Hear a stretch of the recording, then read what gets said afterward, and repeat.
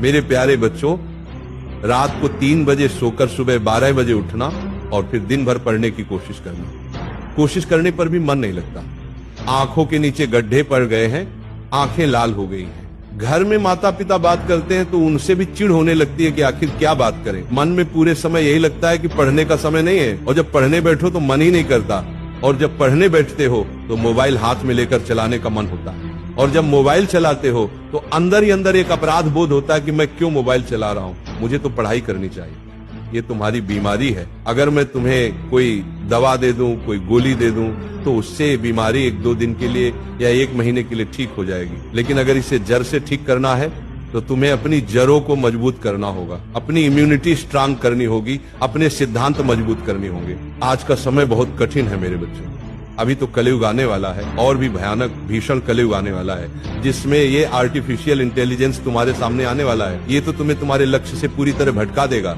मान लो किसी इंसान को शरीर बनाना है, बॉडी बनानी है, इसके 2 तरीके होते हैं। एक तरीका है अखाड़े में जाकर वजन उठाओ, एक मजबूत शरीर बनाने की, और कुछ लोग जिम भी जाते हैं जिसके पास जो सुविधा है, और दूसरा तरीका होता है दवाई ले लो। तुम जानते हो ना, दूसरे तरीके से इंसान कभी मजबूत नहीं बनता।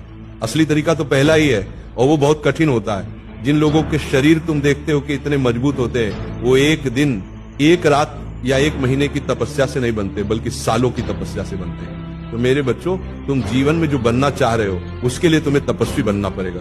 मैं मानता हूं कि तुम्हारा समय कहीं ज्यादा मुश्किल है। हमारे समय में इतने शैतान नहीं थे, हमारे पर्यावरण में इतनी बुरी शक्तियां नहीं थी, हम फिर भी अपने लक्ष्य को साध सकते थे, इतने भटकाव नहीं थे। लेकिन तुम्हारी पीढ़ी टेक्नोलॉजी के श्राप से शापित है, और इस टेक्नोलॉजी से लड़ने का एकमात्र समाधान है अपनी जड़ों की ओर वापस लौटना। जब तुम्हारे अंदर से वो आवाज उठेगी, मुझे पढ़ना है, सिर्फ इसीलिए पढ़ना है ताकि मैं अपनी और अपने माँ बाप की किस्मत बदल सकूं। जिस दिन तुम्हारे अंदर से ये आवाज आ गई, उस दिन से तुम्हारी जिंदगी बदलने लगेगी। बहाने बनाना बंद करो।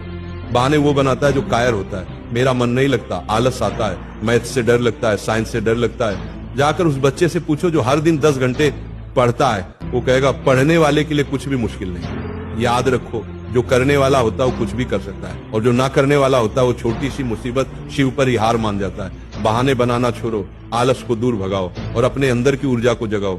उठो और अपने माँ बाप के सपनों को पूरा करो। तुम्हारा भविष्य तुम्हारे हाथ में है। दुनिया बहुत बड़ी है मेरे बच्चों। अगर तुम सच में अपनी समस्या का समाधान चाहते हो तो अब तुम्हें इस दिशा में सोचना पड़ेगा, अपनी जड़ों पर वापस आना पड़ेगा। तुम्हें अपनी जड़ों को मजबूत करना है, तुम्हें अपनी तपस्या करनी, यही तुम्हारे जीवन का असली रास्ता है।